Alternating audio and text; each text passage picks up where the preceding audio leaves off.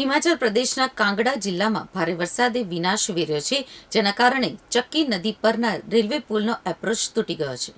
હિમાચલ પ્રદેશના કાંગડા જિલ્લામાં ભારે વરસાદે વિનાશ વેર્યો છે, જેના કારણે ચક્કી નદી પરના રેલવે પુલનો એપ્રોચ તૂટી ગયો છે. આ ઘટના દરમિયાન એક ટ્રેન પુલ પરથી પસાર થઈ રહી હતી, જેનો વિડીયો સોશિયલ મીડિયા ઉપર વાયરલ થયો છે. આ ઘટનાએ રેલવે સેવાઓ ઉપર મોટી અસર કરી છે, જેમાં લગભગ 90 ટ્રેનોની અવરજવર પ્રભાવિત થઈ છે. પઠાણકોટ જાલંધર રેલવે ટ્રેક ઉપર સતત વરસાદના કારણે કામગીરીમાં અવરોધો ઊભા થયા છે.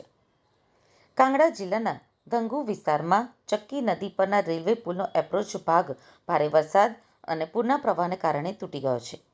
સોશિયલ મીડિયા ઉપર વાયરલ થયેલા આ વિડીયોમાં જોવા મળે છે કે એક ટ્રેન પુલ ઉપરથી પસાર થઈ રહી હતી, જ્યારે નીચે નદીનો પ્રવાહ પુલના પાયાને ઉખાડી રહ્યો હતો. આ ઘટના એક મોટા અકસ્માતનું કારણ બની શકી હોત, પરંતુ સદનસીબે ટ્રેન સુરક્ષિત રીતે પસાર થઈ ગઈ અને સેંકડો મુસાફરોનો જીવ બચી ગયો. આ પુલ દિલ્હી જમ્મુ મુખ્ય રેલવે લાઇનનો ભાગ છે, જે પઠાણકોટ થઈને પસાર થાય છે અને હિમાચલ પ્રદેશને પંજાબ સાથે જોડે છે.